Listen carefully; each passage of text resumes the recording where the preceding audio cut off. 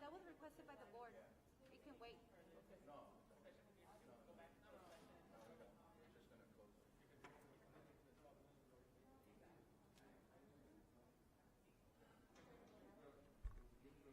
All right.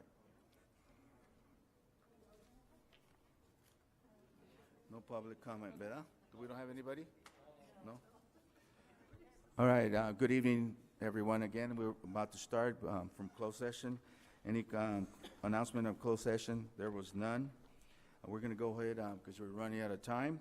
We're going to be doing J, consent agenda. Board members, do you have any questions on the? I move to approve J1 through J7. Romero, I'll motions second. to approve, second by Alvarado. All those in favor, please say aye. Aye. Aye. Motion passes 5-0. Cito? Is he on the Aye. board? Aye, okay. 5-0. Thank you. N1. Fiscal year 2020-21 fiscal report and audit certification presentation.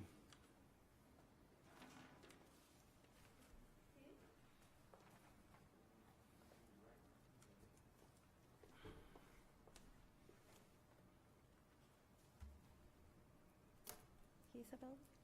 No, not that one, M1. It's Mike. Is Michael Mears ready? He's supposed to be via Zoom.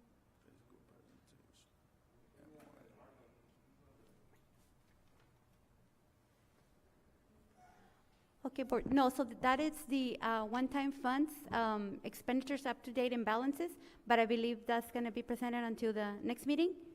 So we're going to M1. M1, it's just an action item.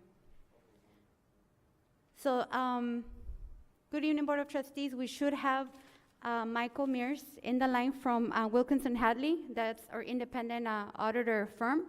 And he was gonna go ahead and explain the audit report. I just want to report, I don't know if he's available, if they can confirm if he's available. But I just want to, I don't know if you have any questions and you had the opportunity to read the report. I just want to report to the board that there was no findings for 2021. And I just want to thank all the staff, business staff, all the staff district-wide for doing a phenomenal job for 2021. Because despite of everything that were going on, it was a very hard and tough audit, and we did a great job with no findings. If you guys have any additional questions, then I can answer them and see if the auditor is ready as well. Now, with that said, I'll go ahead and move to approve. And thank you very much. You're welcome. Second. Motion by Alvarado, Second. second by Romero. All those in favor, please say aye. Aye. Aye. Motion passes 5-0. I'm sorry, you guys are you out of closed session? Hello? Yes, we are. I announced it Oh, that we hi. were out. Is that Mike? That's me. Oh, okay, Mike. So he's our auditor firm. So you have any questions for our auditor? He's our independent audit. No. I Michael don't. Mears? I Board, do you have any? apologize, No. I didn't realize that you moved this up this quickly. Because apparently you were in closed session almost till 9, correct? Correct, Mr. Mears. Okay, let me, Tell them that we're going to move on. can you hear me? Okay. We're gonna move on. Mr. Mears, so we already, I just explained it to the board a little bit that we have no findings for 2021. So at this moment, we're gonna move forward. They already approved the action item. So thank you so much. Thank you very much for all your Yeah, support. I apologize, I didn't realize because based on the agenda, I was at the back, so you guys must have moved me way up then. Okay. thank Yes, you no very much. worries, no worries, Mr. Mears. Thank you so much. Okay. Good night. And just to reiterate, I know you want to move on, is that you did receive an unmodified opinion, which is the best audit opinion that you can receive for both the financial statements, federal compliance, and state compliance. And, of course, you had no findings. Thank you. Thank you so much. Thank you, Mears. Mr. Mears. And I apologize, I didn't realize you guys were going to move me up. No worries. Thank you. All right. Thank you. Good night. and have a good evening. You too. Bye-bye. Thank Bye-bye. you, Ms. Baez. M6, awarding the RFP number 2022-20 Superintendent Search Firm I move to approve. Services and Agreement for approval. But we have two firms. Which one are you approving? And so we need direction. There's two firms. One of them is McPherson and Jacobson, with a total not to exceed 22,900. And then we have Education Support Services Group with a total not to exceed 24,700. So we need direction as to which one The they second want to one, award the to. education. Yes. The second, I make a motion to approve for the second one. I second. Okay, Oh, is well, Richard has you to were, yeah, remove. you were on the motion, so you go ahead and, They want education. I mean, I did the motion. Let's go with the education support group. I'll second. Okay, motion by Romero and second by Alvarado to go with what firm? The education. Education support Education. services group. Support Services Group. Education support. All those in favor, please say aye. Aye. Aye. Motion- Motion passes 5-0. M11. We go on to M11, School Site Comprehensive Safety Plan. Make a motion to approve. Second. Motion by Alvarado, second by Romero. All those in favor, please state aye. Aye. Aye. Motion passes 5-0. M18. And M18, Resolution Continuing Board of Trustees Authority to hold virtual meetings pursuant to AB 361. So moved. Motion by Alvarado, I second. second by Magallanes. All those in favor, please say aye. Aye. Aye. Motion passes 5-0. Resolution authorizing cooperative purchasing program, contract participating addendums for wireless data. No, that wasn't? No, the next Well, one. I'm, Go ahead. yeah, I already have it on the data, voice, and accessories, T-Mobile. So moved. Second. Motion by Romero, second by Alvarado. All those in favor, please say aye. Voice roll Aye. call. Aye. Motion Voice roll passes call for 5-0. resolution. Certificate. It's a voice roll call? Oh, it's a resolution? Yes. Oh, excuse me, Roy, Ciro Calderon, Yes. Romero, Yes. Magallanes, Yes. Alvarado, Yes. Calderon Jr., yes.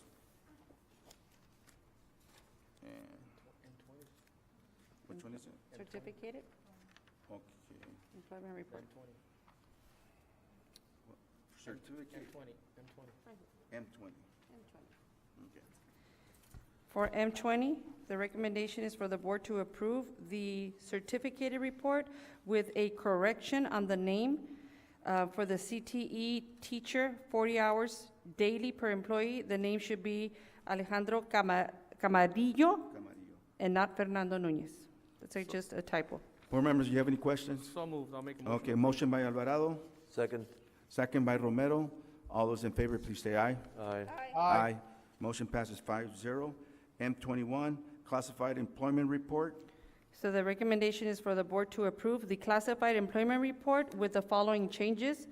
To deny the request for Ricardo Apodaca to cancel the retirement that was effective for May 2nd, 2022.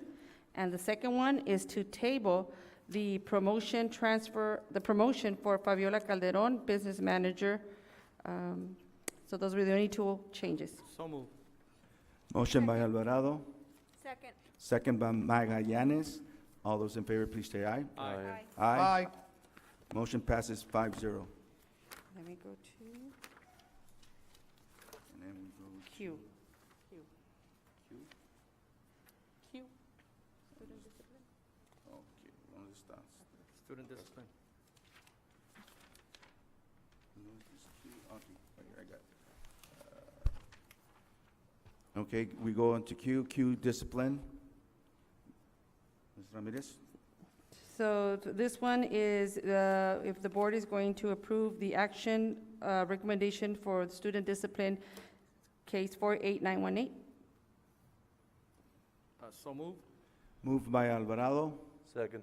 second by Romero. All those in favor, please say aye. Aye. Aye. Aye. Motion passes 5-0. Okay, so we're now back to the presentation. We go to I2, CUSD, LCAP Supplemental Plan, Board Presentation, Required Mid-Year Update.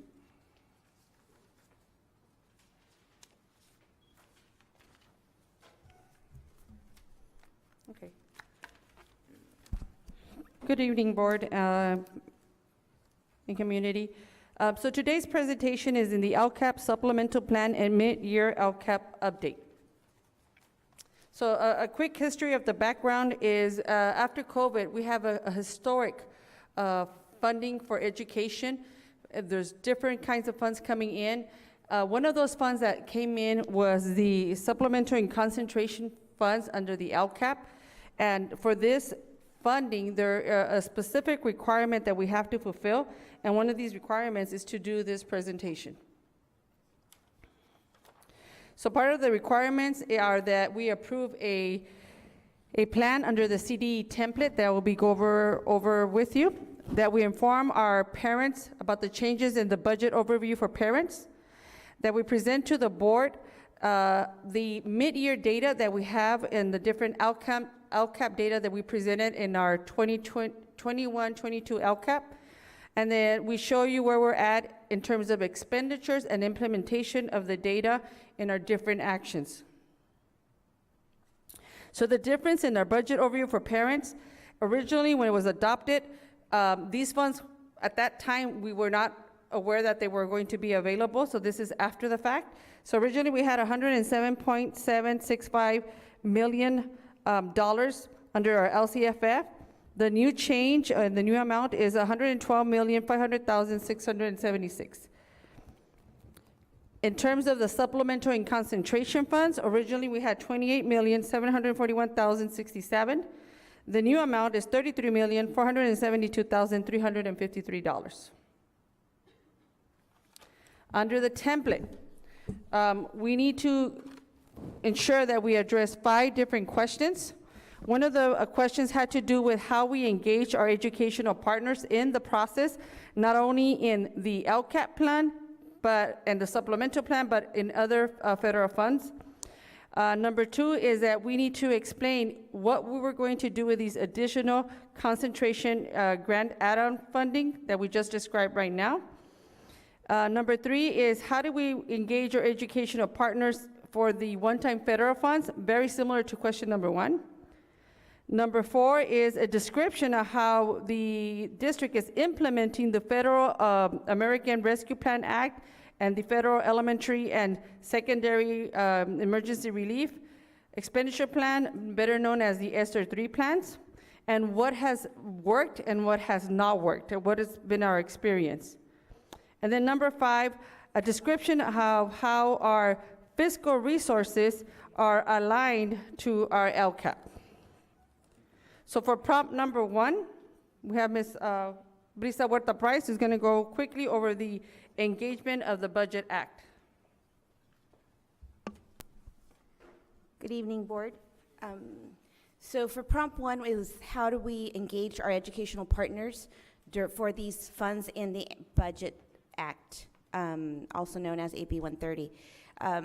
As Ms. Ramirez mentioned, these funds were not included in the LCAP process that was adopted at the end of last school year, and so we had to kind of use the same, some of the same feedback because the needs had not really changed from June, and when the LCAP had its process up until when these funds were made available. As you can see, there are several and different funds, and a lot of these have already come to you, and others that haven't come to you are going to be coming to you for approval, such as, you had the Learning Continuity and Attendance Plan, the Expanded Learning Opportunity Grant Plan, the ELO, the ESSER 3 Expenditure Plan, Educator Effectiveness Plan, coming next that you're going to be reviewing in a few months, the A through G Improvement Grant, Universal TK, Expanded Learning Opportunity Program, which is expanding our ACES programs, and then there's our LCAP and Accountability Plan for the following school year. Next slide. So prompt number 2 wants us to describe how we will be using the additional concentration and funding. One of the requirements is that these funds be used for positions that will service students in different areas. So the money that was received after the LCAP was developed was the $4,376,550. And this was provided to any school who had an enrollment of English learners, socioeconomic disadvantaged students, and foster youth that was over 55%. Our population for these subgroups is a little bit over 92%. So we qualified for these funds, and one of the things that we decided to do was, since it has to be on positions, we are adding 52 positions to provide support for all of our schools, since all of our schools fall under these, the 55% of subgroups. And one of the things that we determined is that we had positions that were being funded under one-time funds that we would like to move to these permanent fundings, and they will be providing support for our students. So among the positions, we have additional counselors at the junior highs and the high school. Some of these positions were under the ELO grant, and so those will be moved. We had technology school technicians that were under the ELO grant, and so we're proposing to move those also to the LCAP. We have MTSS coordinators at the elementary and the secondary level, secondary coordinator that were in the ELO grant, so we're also moving those into the LCAP. Under ESSER 3, we had a foster homeless liaison, and so we'll be moving that to the LCAP. We had a restorative justice TOSA, 3 positions. These are individuals that are teachers on special assignment that will be working with students with behavioral needs, focusing at the secondary, so those will also be moved. Under ESSER 3, we had 2 psychologists that were specifically going to be addressing our social emotional needs of our students, so we're proposing moving those also into the LCAP.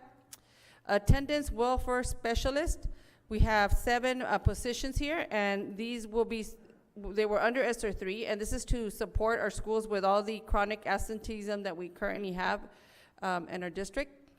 Then new to the LCAP would be the MTSS secretary that's supporting the 2 MTSS coordinators.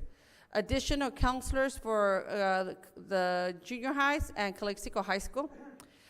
2 system support specialists who will be providing support district-wide now that we went one-to-one with our devices.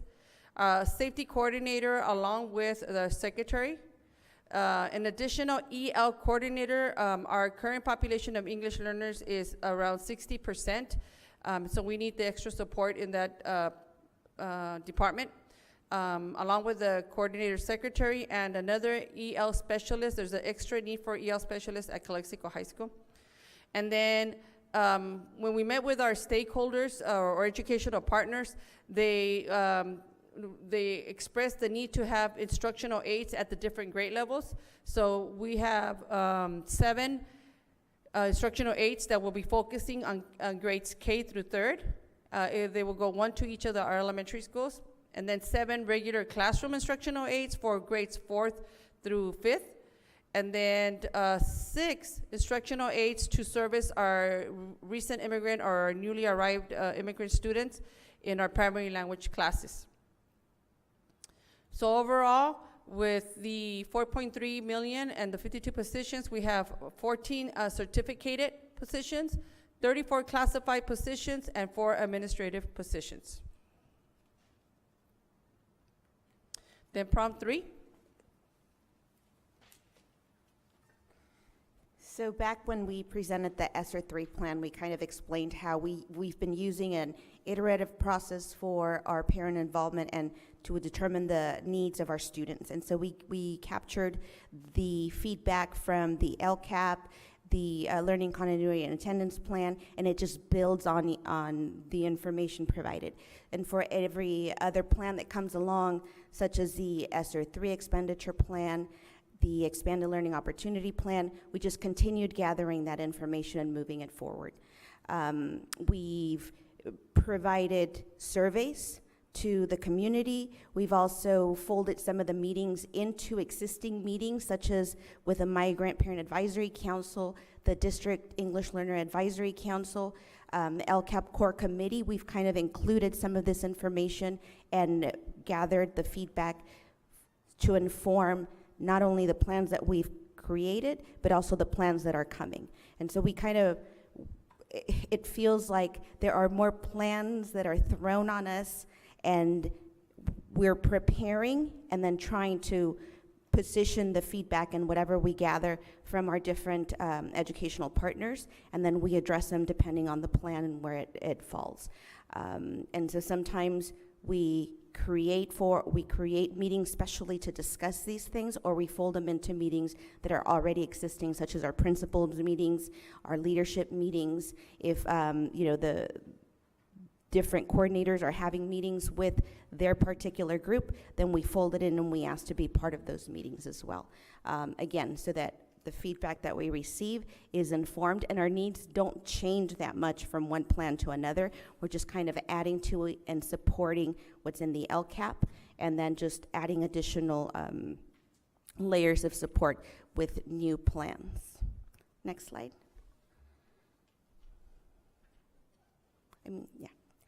A prompt 4 wanted us to present an update on the expenditures in the ESSER 3 plan, which, as you remember, it was almost $42 million.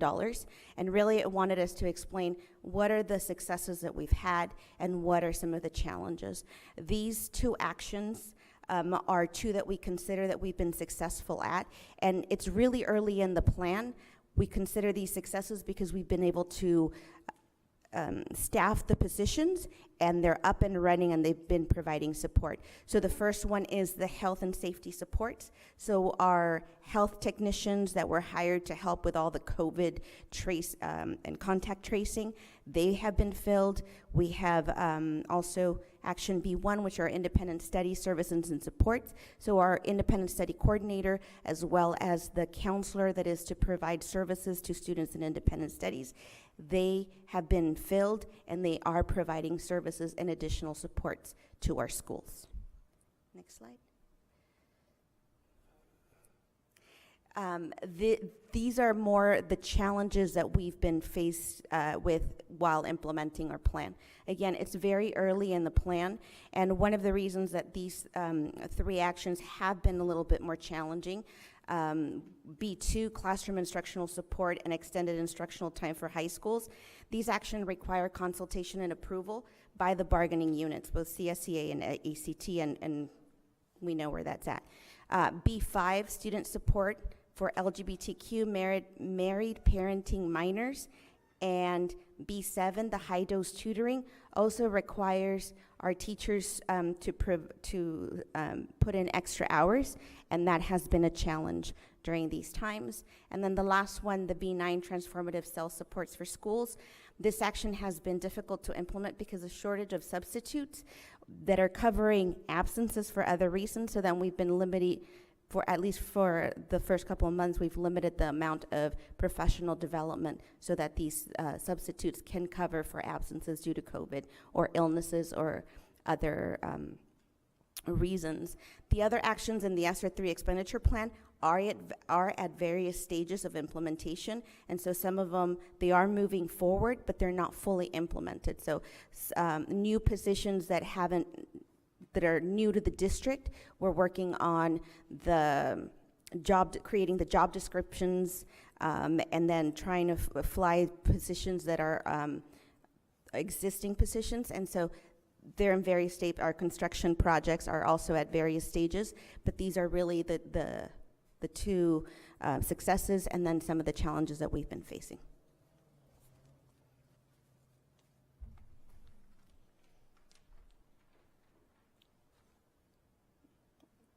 It's not moving.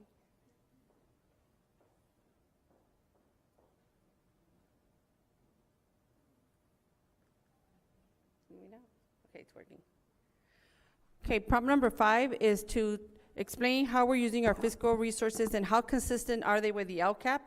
So as mentioned, 2021 has been the school year of the many plans, and our efforts have been to try to align our funds and maximize them to support our student outcomes.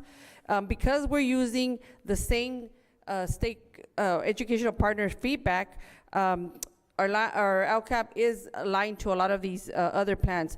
Also, as noted, the district has received one-time state and federal funds that are geared towards keeping our schools safe.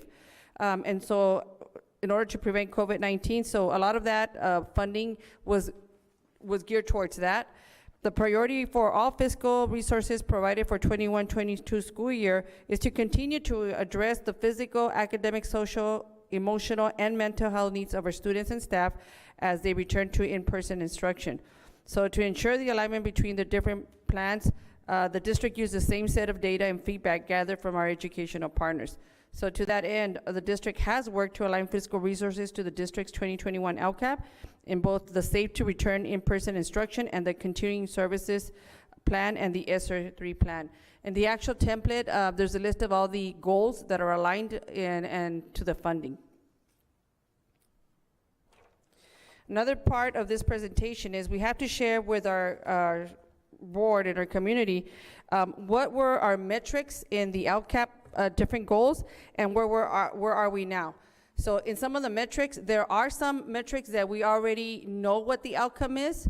We have others where we're progressing, and then there's some where we still don't know because we have to wait for the data until towards the end of the school year. So we will be sharing the data of those that we already have or is in progress. Same with the expenditure plan. Back in December, I presented to the board a quick update on where we were with the LCAP. So in this presentation, you're gonna see it again, but it will be broken down into actions. And so it'll be, we'll be going over one by one. There might be some actions that have not started because, for example, they could be like for summer school that's gonna take place in summer. There are some that are in progress, or there are others that have already been completed. So for goal number one, our goal number one is on curriculum instruction and assessment. So our goal is to provide equitable access to a well-rounded, standards-aligned curriculum for all students to ensure increased student achievement. Among the metrics we included were the California dashboard for ELA and for mathematics. It's important to note that for this metric, we do not have any data currently because in 2020 and 2021, the data was not available due to COVID. So this one is one that's still in progress. On the left side, you're gonna see our different subgroups. We have start with our district. So 46.3, our district overall was 46.3 points below level 3. Level 3 is what we wanna achieve. Then below, you're gonna see how our English learners, students with disabilities, socioeconomic disadvantage, foster youth, and homeless population ended up in the ELA compared to our all population. On the right side, you're gonna see the desired outcome for 2023-24. Those points were discussed and determined by our LCAP core committee last year when we met. We looked at the different pieces of data. We looked at how much we've been progressing over time, and so that's how we came up with those numbers. So our goal is to meet those by 2024. And so we'll see once the data comes out in around the summer, how we come up with in the 2022 scores. Same thing for math. Overall, the general population, we were 76.2 points below level 3. And our goal is to get to at least 70.2 points, so we wanna decrease the number of points. And you can see how our other subgroups are performing compared to our all population.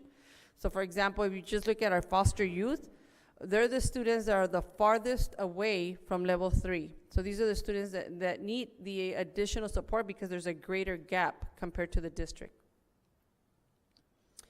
Then we have our actual SBAC for language arts and math, and we wanted to compare how many of our students have met or exceeded in both subjects.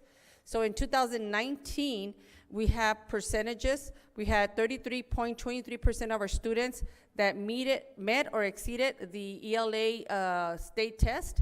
Right below, you can see the difference with our English learners, students with disabilities, socioeconomic disadvantage, homeless, and migrant. So just looking, for example, our English learners. In our English learners, we only had 7.97% of our English learners meet or exceed the standard in comparison to our overall population of 33.23.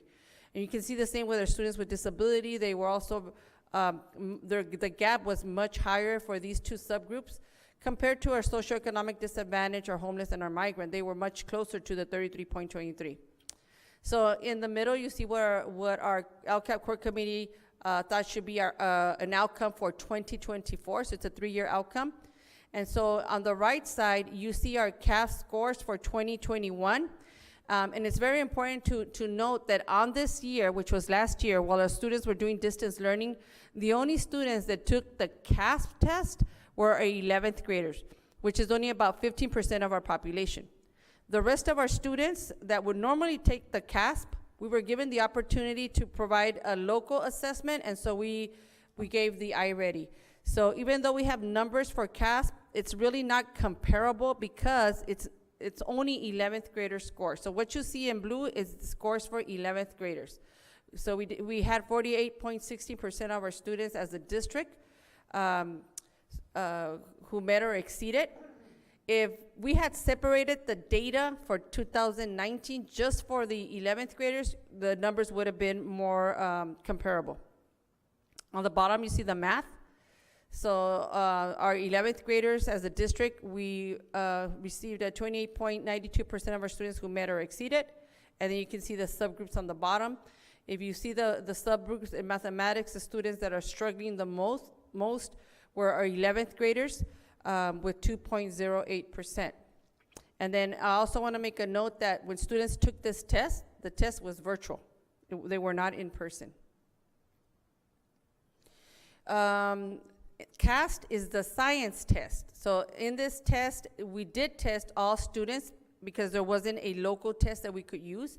So on the left side, you see our 2019 scores. We did have a typo in our data for the outcomes that we wanted to project. We copied the same amount, but the actual scores are in red, so we will be making that correction. But on the right, in blue, you see our actual scores for 2021. So as a district overall, our percentage went down from 14.35 to 10.40. And then for the different subgroups, you can see that there were some that had a few gains while others lost. So like our English learners, although they're the ones that performed the lowest, they did have a small gain from 0.42 to 0.79. But if you see the other subgroups, like our students with disability, our socioeconomic disadvantage, our homeless, and our migrant, the percentages went down during the year that they were doing distance learning.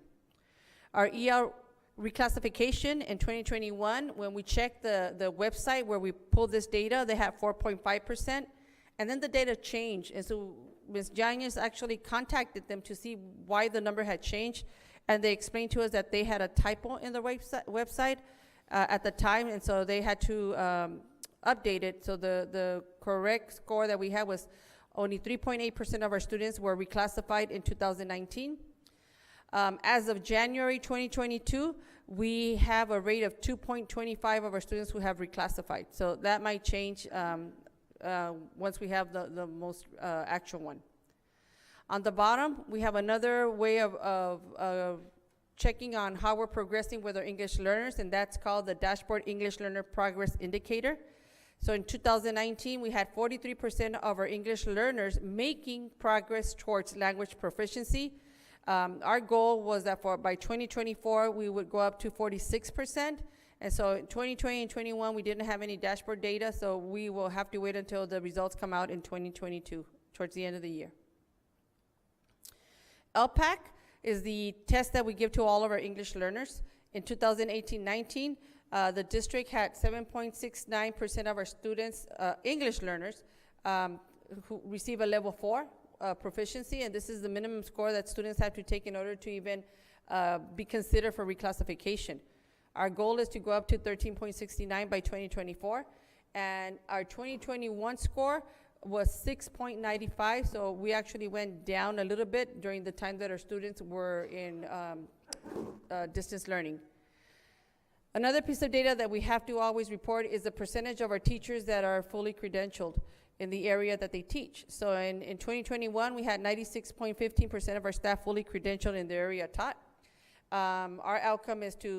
Our goal is to get to 97%. We ran an HR report on January, and the number we have is 94.48 of the teachers that are fully credentialed in the area taught. Instructional materials is one of the other metrics that we have to use. So every September or before October, we notify the board if our students have 100% of their instructional materials. And so this year we also met this goal, and 100% of our students have instructional materials. So this is like one of the final metrics, one of those that it has been completed. Another metric is we have to implement a tool that CDE wants us to implement on the local indicators that I share with you every June. And so this one, it has 23 different indicators. But what we did is we looked at the indicators where we got low scores, and our lowest scores were 2s. And so our goal is to improve those and take them up to number 3. Things that came up is professional development in next generation science. Last year we were barely adopting the next generation science, and therefore we had a low score because our teachers had, at the elementary did not have new materials. And we do take an average of the scores from K to 12. So even though our high school and junior highs have the most updated science textbooks, elementary was still lacking, and so that's why our score went down to 2. If you look at the next one, next generation and social science, this year we're looking into adopting the social science. And so for sure I know that our next generation scores are going to go up, and our social science will go up once we have the adoption. And one of the other standards that came out low was the health education and the visual and performing arts. Visual and performing arts only take place at the high schools. And then the health education, we don't have a course per se on health education, and so that's why we have a low score. So the 2022 is taking place this spring, so around March, April, I will be meeting with administrators. I'm working on a survey and getting the new responses from our staff. The iReady test. The iReady test, we gave it at the end of 2021, and in elementary reading, we had 25% of our students that were at grade level or above. And in secondary reading, we had 16% of our students that were at grade level or above. In math, elementary, we're at 19%, and secondary, we're 13%. And it's important to indicate that during this time, the students were in remote learning. So we still question how much the reliability was, because for our lower grades, one of the things that our teachers expressed, especially in the kinder and first grade, is that they could see our parents behind the screen trying to support the students with the test. So in 21-22, this year, we've given this iReady test twice already. And so now these are in person. There are a few that are doing it online, which is our independent study students. But in elementary, we started off with 10% that were in reading at or above grade level in September, and then we gave it again in December, and so that percentage went up from 10% to 17%. We're going to give this test again towards the end of the school year to see what was our final growth. At the secondary, at the beginning of the year, we had 15% of our students at the secondary in reading that were meeting on or above grade level. And then the winter, the secondary went up to 13, no, actually it went down to 13%. We went from 15 to 13%. In mathematics, at the beginning, our elementary had 5% of our students that were on or above grade level. By the winter, that went up to 9%. And then at the secondary, we went from 10% to 16% that were at or above grade level. TEL is a diagnostic that we also give for our English learners. And so in 2021, it was also given remotely. The number of students that were under level 5 or advanced was 2.89% of our students, and the ones that were high, which were close to becoming advanced, was 25.15% of our students. So this is a test that we deliver. It's not a state test. So same as iReady, we gave this test in the fall, and when we came back, we only had 1% of our students that were performing at the advanced, and 11% that were performing at the high level. And then in the winter, we gave it again, and so it went up to 2% in level 5, and then 17 that were at the high level. So the actions that are under Goal 1 are the following. We have actions on curriculum and English learner support. We have an action on providing supplementary instructional materials. We have an Instructional Materials Review Committee, and we have English learner supplementary instructional materials. You see the budgeted amount in the second column. Then in the third column, you see what's the mid-year expenditure. If you see at the very far, it tells you what we've paid so far. So some of them are positions, like our curriculum coordinators, our secondary specialists, our elementary specialists, and our instructional aides. And then some of them are still pending. We have gotten some requests for some materials, and for others we haven't. And this was as of January 31st. Every day we get requisitions, so these numbers have changed now because of everything that's being ordered.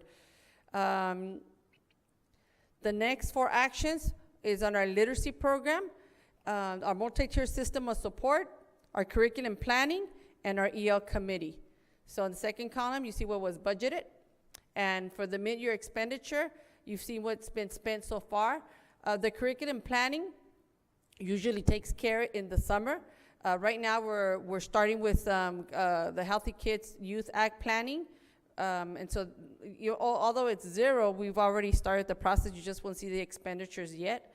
But we pay for substitute teachers. And then the EL committee, they're meeting in April, March and April. So you won't see those expenditures until after that time. Under the next 3 items, we have the district-wide professional development, instructional technology professional development, technology leads, and recruitment and retainment of staff. So you can see on the right side how much we have under our budget expenditure, how much has been spent so far, and on the very far right, what we've already used. So the technology leads, I know that there's dates scheduled to provide training. A lot of the training that we usually offer at the beginning of the year has been pushed later in the year because we didn't have enough substitute teachers, and because of COVID, our substitute teachers were being reserved for our staff that had to be isolated due to COVID. So we'll start seeing some of the professional development happening now that we've seen that our surge is starting to come down. And we do have a limit of how many subs we request for professional development because we don't want to leave our schools without a substitute teacher.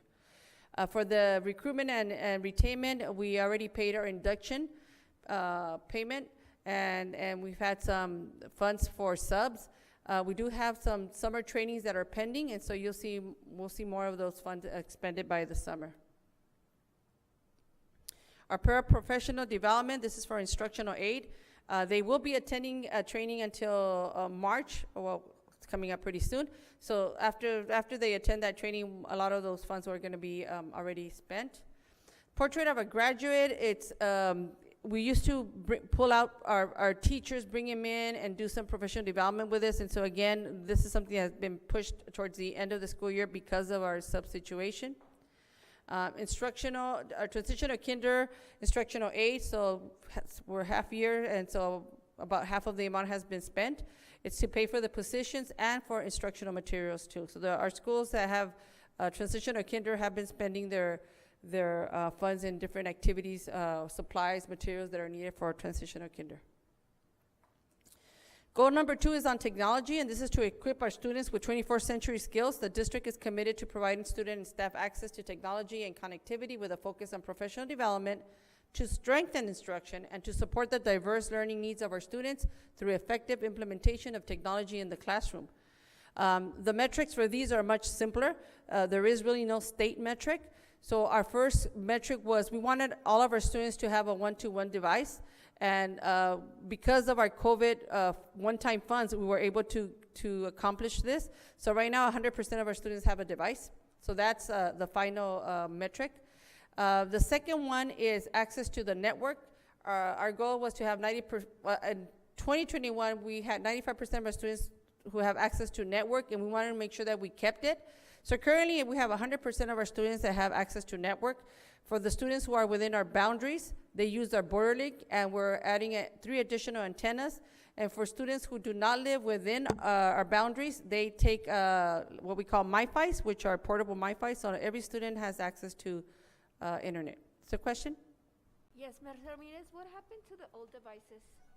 They're still at the school site. So, for example, if a student loses a device and we have to reorder, for example, if it's a Mac computer, then while we order it, we usually provide a Chromebook or a laptop until we get their devices.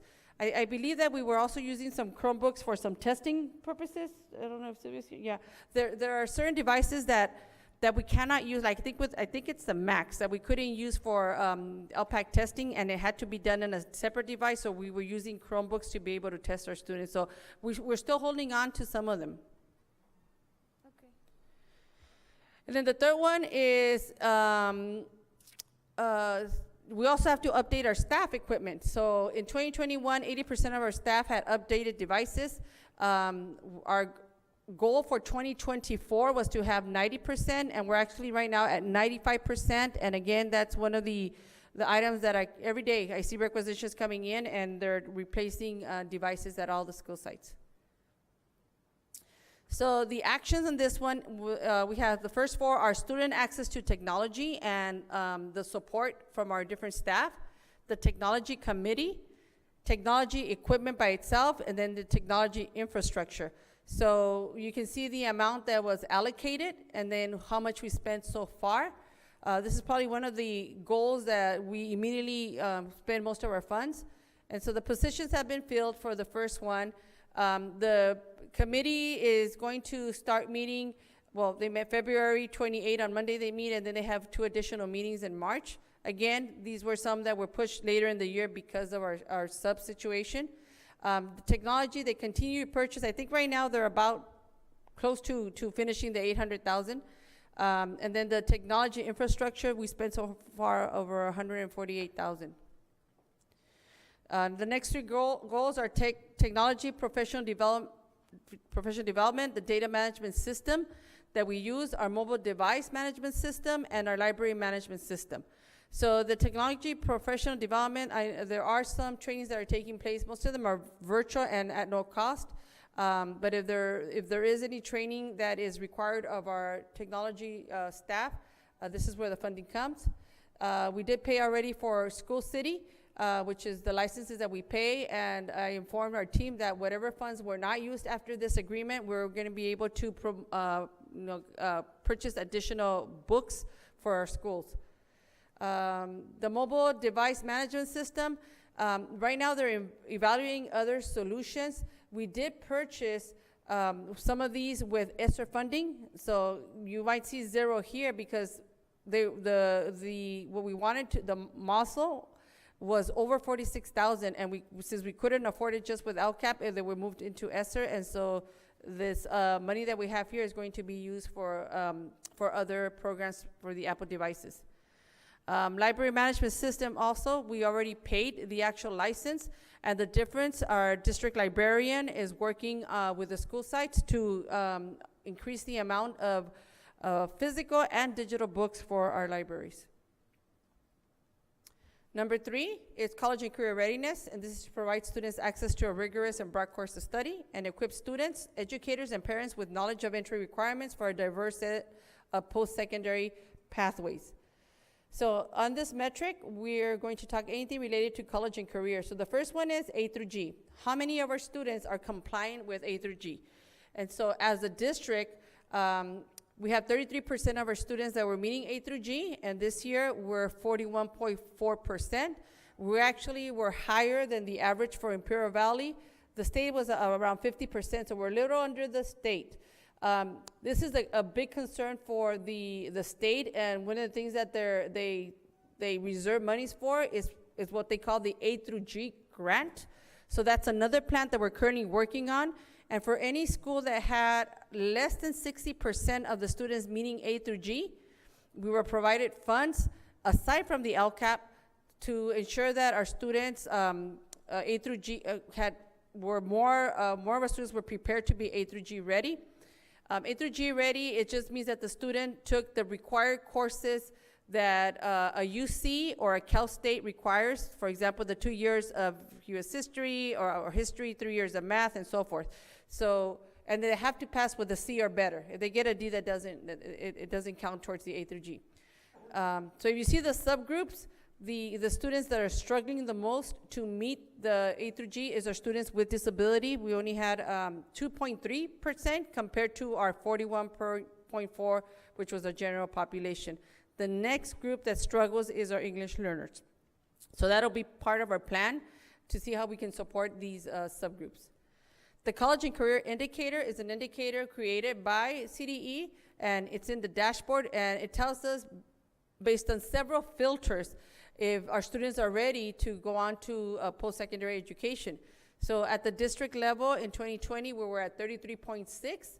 The subgroup with the lowest percentage was, again, our students with disability, and then the next group was our homeless population, followed by our English learners. There was no dashboard in 2021.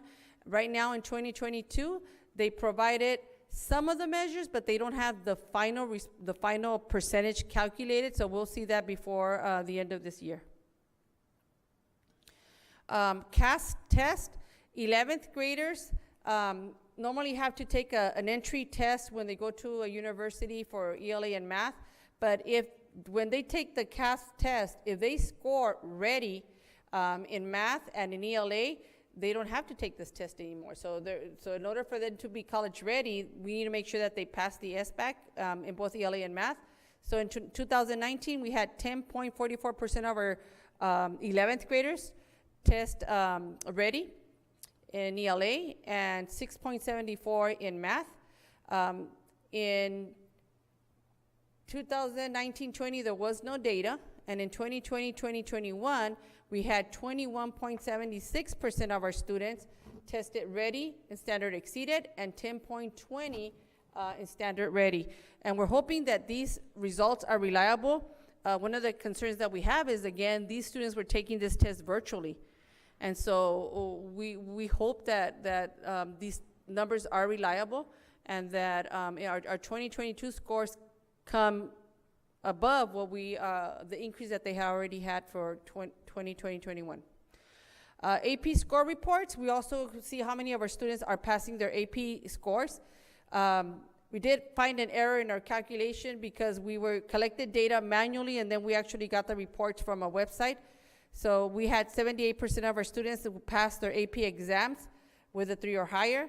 The most recent information we have is for 2021, and our AP exam passing rate with a 3 or higher is 59%. We also look at our SAT assessments reports. We had 44% of our students that met both the ELA and math benchmark for the SAT, which is a test that is required for, again, some of these Cal States or UCs.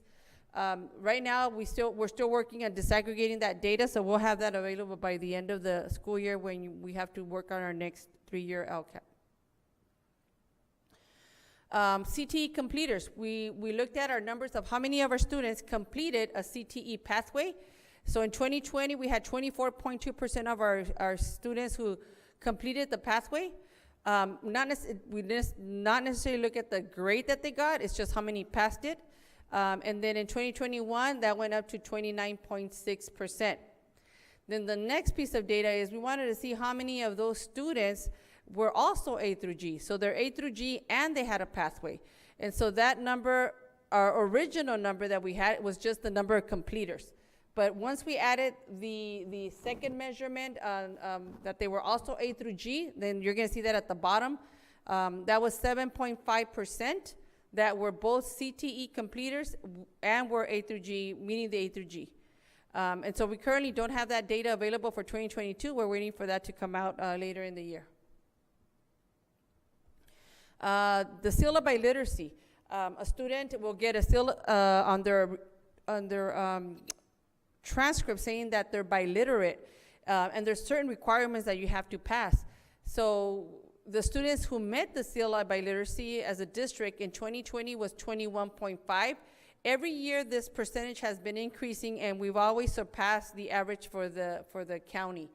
In this past year, 2021, we went up to 23.9% of our students who met the seal of biliteracy. If you look at the blue and you look at the subgroups, the students struggling the most are the same two subgroups that we mentioned before, which is our students with disability and then our English learners. So we see that overall our English learners and students with disability are struggling in many of these metrics. Course access, priority 7.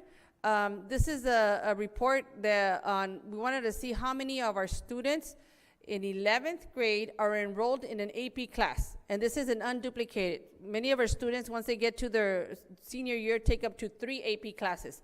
This is just, if I took three classes of AP as a senior, I'm only being counted once. So in 11th grade, we did the same thing. We wanted to see how many of our students, without repeating them twice, took an AP class, just taking it. So we had 25.1% in 2019-20, and while we were in distance learning, we had 28.89% of our students taking an CTE class, an AP class. Then right below it is how many of our students were enrolled in the CTE class. So we had in 2019-20, we had 47.46% of our students enrolled in a CTE course. And in our most current, in blue, that went up to 57.59% of our students enrolled in a CTE class. So we have more students taking CTE courses. Counseling services, student credit recovery, middle school to graduation plan for success, and career tech education are the first 4 actions under this goal. We have the budget there. On the right side, you're going to see how some of these have been implemented. The one that we're still working on are the middle school to graduation plan. Right now, the high school is working on this plan, but the work is being done from 8 to 3. The funding that we put here was for additional hours if they needed to work after hours, but as we mentioned several times right now, very few of our certificated staff is doing extra hours. So all the work that's being done is being done during the day. The next 5 goals are student assessments, additional articulation meetings, higher institution partnerships, college trips and competitions, and the seal of biliteracy. So the student assessments, at the end of the year, all the students who took the AP, SATs, and whatever tests we have out there, we pay for the assessment, so nothing comes out of pocket for our families. So we'll see that towards the very end. Articulation meetings, that's when we start having our 6th grade articulate with our junior highs to see what are the courses that our students are going to be taking as they enter the junior high. And then we have funding for articulation from the junior highs to the high school too. The higher institute partnerships, we already had our college and career readiness service agreement paid with ICOE. College trips and competitions, it's been, due to COVID, a little bit hard to do some of these activities, so that's why the money hasn't been spent. So what some of the schools are doing is they're using these funds to buy college-bound T-shirts for our students, water bottles, and other things that are promoting students to want to go to universities to have that goal in mind. Seal of biliteracy, that's also an end-of-year activity. And we just received the requisitions for the STOLs and for the certificates, so it's not reflected there, but it's one of those that's in progress. Goal 4 is pupil engagement and school climate. So this is to improve positive school climates to foster greater student engagement and promote learning and academic success. So we're going to see data related to attendance here, graduation and other outcomes, suspensions. So our P2 attendance report is what we usually use. So in 2020, we had a 95.07 ADA percentage. Our goal is to always stay above 96. In 2021, our P2 came out with 94.81. And we haven't gotten to P2 yet. So what we wanted to show you is so far under P1, what is our percentage? And P1 is 87.93%. And we know it's not going to be high because every time our student is quarantined due to COVID, they're marked absent, they're excused absent, but nonetheless they're absent, and if they're absent, we don't get ADA, even if it's excused. So we know that it's impacting our attendance. Chronic absenteeism is when students are absent more than 10% of the time. So in the dashboard, we had 21.5%. There is no data right now in the dashboard because, again, the dashboard didn't go up on 2020, 2021. But we wanted to show you another measure, which was data quest, just so that we know where we're at. So in 2021, when students were in distance learning, this was the percentage of chronic absenteeism. And I just want to remind the board that during that year we will hold harmless. So they're really not reliable data. The most reliable data will be when our current year, now that our students have returned to in-person. Our Calpads absenteeism rate, if you see what we actually have in Calpads for 2020, are different from what we see in the other measures. And again, this is just our internal information is we had 31.44% of our students that were chronically absent in 2020. And right now, Calpads, for same as DataQuest for 2021, what we're being held harmless, our district had a 16.34% absenteeism rate. And so, again, we're thinking that this is not really reliable data because of the year with COVID. So the metrics for Goal 4, under suspension, in 2019, we had 5% of our students as a district that were being suspended. If you look at the bottom information, our students who are suspended the most of this subgroup is our foster youth with 10.5% of the time, and the next one is our students with disabilities. There is no data for the dashboard because there was no dashboard in 2020 and 2021. So then we looked at our data quest. So in our data quest, the percentages for 2020 were lower than 2019. In 2020, that's when we went to remote learning in March. So that's our percentages for students, the number being suspended. And then during the year that students did distance learning in 2021, none of the students got suspended.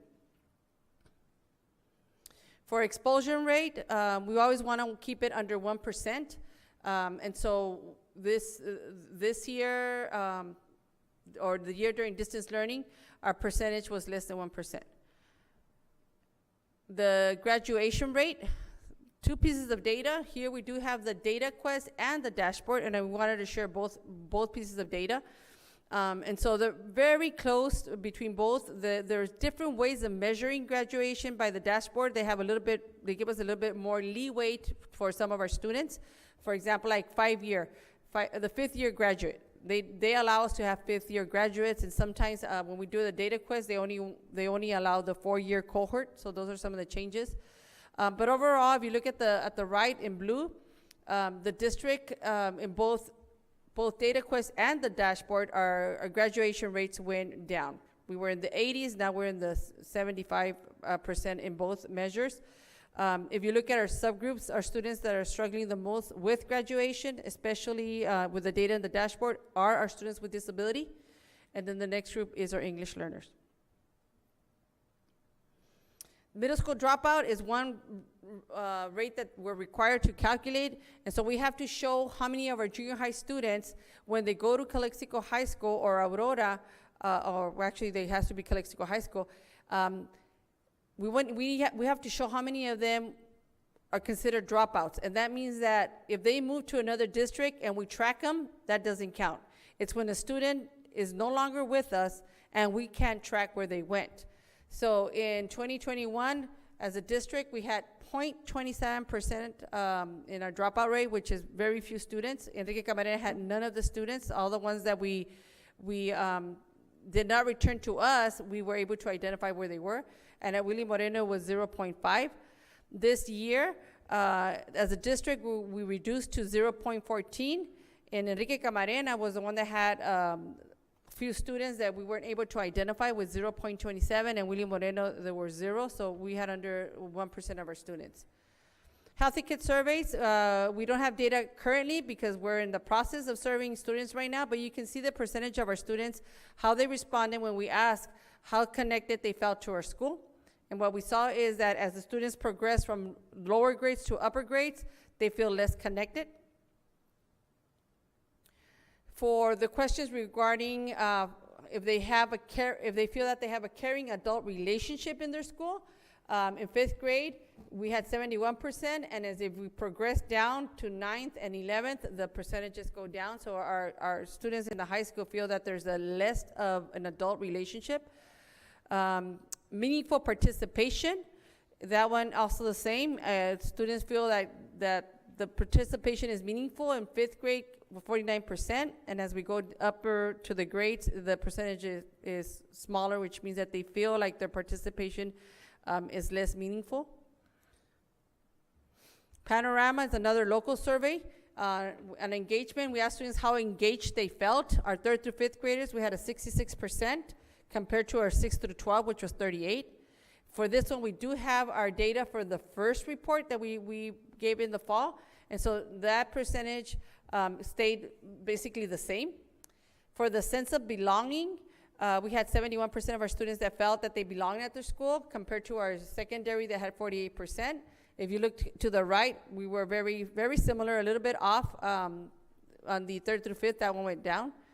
And then the student-teacher relationship, which is kind of similar to the adult relationship in the Healthy Kids survey. 3rd through 5th graders, 74% felt that they have a relationship with a teacher, compared to the 6th through 12, which was at 59. And then our most current data was very similar. So the data between the panorama from 2020 and our most recent one, it's very similar. So these are our actions. The first 4 are supporting school climate, well-being, and connectedness, social, emotional, professional development, and resources, our district community day school, and our independent study program, and attendance and engagement incentives. And so you can see there the projected budgeted expenditures and the mid-year expenditures, and the same, and a little bit more activities that were shared with the board in December. The next group is attendance program that we use to track our students, our PBIS, or positive behavior intervention and support programs, and our athletic opportunities for our students. And so on these, we also have we've been monitoring our expenditures, and so we've had a lot of activities under all of these 3. Our wellness committee, extended day enrichment, student leadership, migrant activities, and summer school technology. The wellness committee have pending meetings. They're coming up again in March of this coming month. Our extended day enrichment is our tutoring program. So we have all this funding for tutoring in this plan and in other plans that we have, but we're a current situation where our teachers are not doing anything beyond the regular school day, so we haven't had any requests from the sites. Student leadership, same thing. We haven't gone out. Usually students go out to leadership workshops, and so we haven't had our students travel to any of these. There haven't been any requests. Our migrant activities, our program barely started, so we'll start seeing some of these expenditures now that our programs are going to start. And then our summer school technology doesn't start until the summer, so there's no expenditures there. Our regular summer school, also you won't see expenditures, but we will have expenditures there. We're also using this year other funds to pay for the summer school. Enhancing student engagement through music, it's our music program, so we've been spending monies there, and every day we get requisitions for our different music programs. Our foster and homeless youth activities, a lot of these funds are geared towards the end of the year for the activities for our seniors, and so that one's still pending. And then our case management, that's another one that we have extra money. We have been doing case management, but it usually is taking place between 8 and 3, so we have money there for extra hours, and nobody's been doing those extra hours. Then we have our mobile library media services to provide student engagement, which is all of our library services along with our family resource center. So some of those, they've been, some of them are the positions, so we're still mid-year, but the activities that are happening in the library, the schools are requesting a lot of materials and supplies. And then our family resource center are positions, but we also have funding there for the remodeling of some of our renovation of one of our the child care center that's right next to the CAP center. 5 is parent involvement, and this is to increase engagement and build parent relationship capacity to directly support student learning. We have 5 actions on this one, and these are the metrics. One of them is to get more of our parents involved and respond to the California Parent Survey. So in 2021, we had 1,832 parents responding. Our goal is to have 2,000 students respond, and right now they're taking the survey. We're going to close the survey by the end of March. Some of the questions we asked parents and that we pulled out here is how they feel strongly or agree that the school encourages to be active partners. And so 90% of them said that they feel that they are taking into account. We don't have the data yet for the 2022 because we're still surveying. The other one is how actively does the school seek their input? And so we had scored an 86% for that one. We also asked how welcome they felt to participate in the school, and we had a 90% response for that one. Then we had a set of questions this year that were yes and no questions, so that was different from other years. So one of the questions is, have they ever served on a school committee, like the school site council, or ELAC, or DLAC, or Migrant Pact? And we only had 6% of our population. You heard Ms. Zoe Garcia speak today. She is an advocate, and she really wants our parents to participate in coming up with different ideas to increase these numbers. We asked how many of our parents attended a class event. We had received 31% in 2021. Attended general parent meetings, we had 54%, and then attended a parent-teacher conference. We had 78% of our parents say that they participated. There's another tool that we use with our parents, and we do this with the parent advisory committees, and that is they have to score us on different measurements.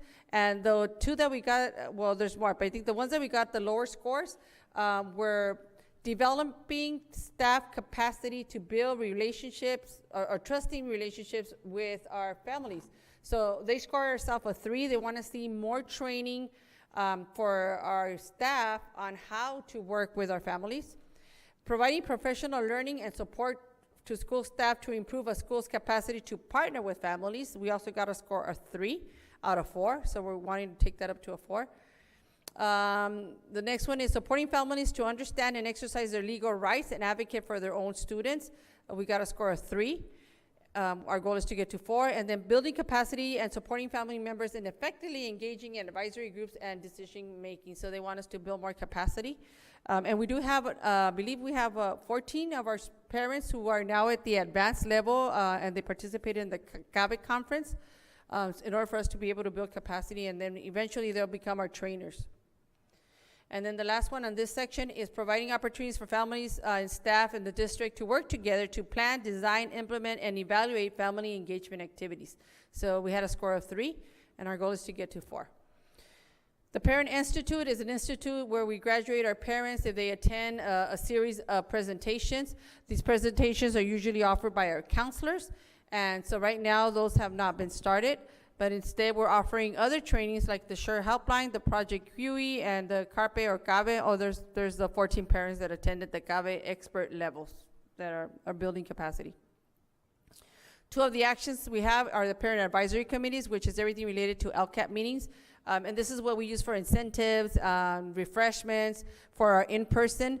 And then we also have parent advisory committees. So what we're doing for our LCAP now that we're virtually is we're still getting some of these incentives, and by the end of our process, those parents who participated in any of our meetings are going to be getting an incentive.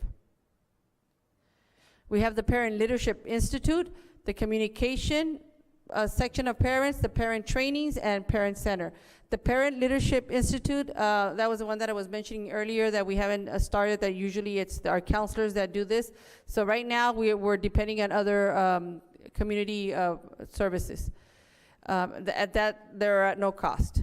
Communication, we purchased our agreement already with that one. Our parent trainings, those are also have been pending. And right now we have a plan to do like a parent, avid parent training. And then the Parent Center, we're still waiting on to purchase some fundings just to stock up our Parent Center that is at the Family Resource Center. And our last goal is 6, safety, to improve student and staff health and physical safety to support an optimal teaching and learning environment. The FIT tool is a test that we do, it's a walkthrough that we do of every site every year to see how they rank. In 2021, we had 93% of our schools that ranked in good or exemplary.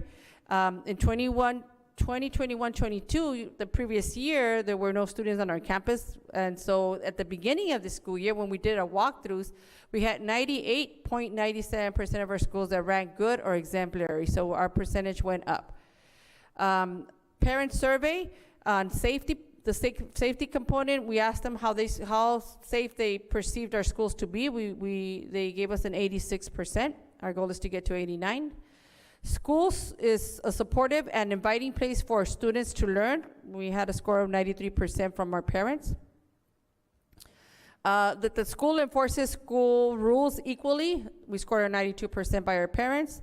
That our facilities are clean and well-maintained, we scored an 89%. We asked some question related if they felt that this was a large problem. And so when we talked about student use of tobacco, we asked, do you feel that this is a large problem? And 34% of our parents felt that the use of tobacco is a big problem in our community or in our schools. We asked about vaping, and the parents responded that they feel that 37% of them felt that it is a big problem. And then drug use or alcohol use, 31% of them felt that it is a large problem.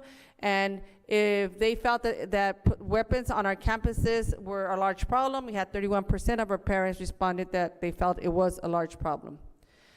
Similar questions for our Healthy Kids survey.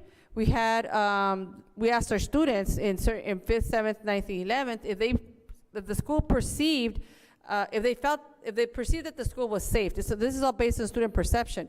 So in 5th grade, we have 84%, and as we go up in the grade levels, you can see that the higher the level, the less they perceive the school being as safe.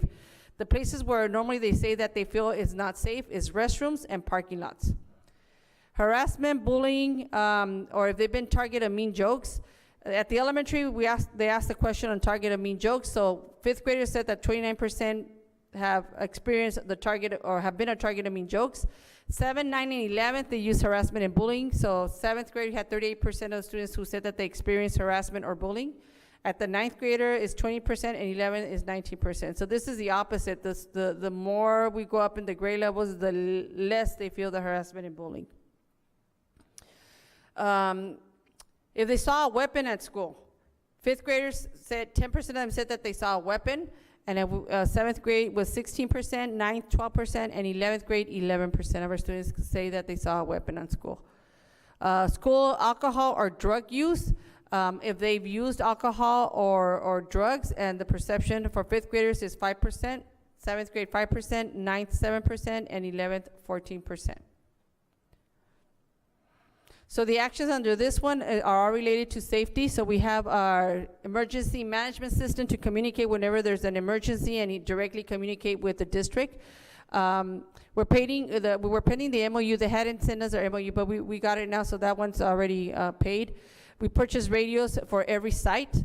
Every year we have this so that they can start increasing the number of radios at their site. We have an identification system. And right now we're finalizing those amounts, and eventually we'll spend all those amounts. Our crossing guards, that's how much we paid so far in salaries. And our safety and supervision, we've also have positions that are here that have been filled, and any extra hours. Under the safety and supervision is where we have our campus securities and our SSAs. Protective equipment, shade structures, cameras, and hydration stations. So the protective equipment, we've been buying the umbrellas, the vests, anything for crossing guards and for SSAs. Shade structures, we had $25,000 there, but as we presented in the past, we're now using ESSER funds to purchase shade structures for every school. With our LCAP, we weren't able to make it for all the schools, so we've been using our other funding. Same for cameras. Those $20,000 were for the installation that we did at the 9th grade campus. And so we're actually using our ESSER funds to pay for cameras at all of our schools, including our elementary. Hydration stations, we've been using our COVID monies to increase the hydration station as well as our hand washing. So we haven't spent those $2,500 for so far this school year. Outdoor seating.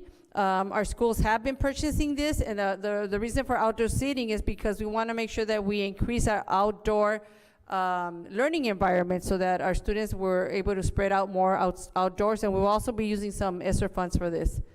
Our safety committee, they've started meeting already, but under this one, we also have where we pay the InterQuest, the K-9 contract, and then we also pay for ALICE, which is our training for intruders.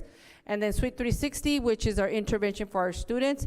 There's other monies we're gonna use here to buy additional radios and other safety items. Transportation, this is how much we spent so far in the year, and that's for, in addition to the services, is also for software for the buses. And I believe that we will be purchasing an additional bus with this funding. School safety and health services, under this one, the sites have been purchasing all kinds of things of items to mitigate the whole COVID needs. Playgrounds, we have put in money here so that we could at least try to upgrade our playgrounds at every site, but due to COVID and the need to distance our students and their activities, we're actually using ESSER funds to install the playgrounds at all of our elementaries, and you've seen some of those already that have been completed, like at Kennedy Gardens, and working on the other sites. So for closing, the continuing impacts of COVID-19, including the challenges of hiring staff, implementing health and safety protocols, and addressing learning acceleration needs due to the impacts of distance learning, has presented many challenges this first half of the year, especially with our lack of substitutes or our need for substitutes due to isolation. But despite these challenges, we are committed to implementing the LCAP, and our goal is to use all of these funds to ensure that we're providing services for our students. So we acknowledge and thank the hard work and dedication of our employees, that support of our parents, and the resilience of our students for continuing to reach out for excellence. So with that, any questions? Ms. Ramirez, yes, I do. You are implementing like 40 plus in positions.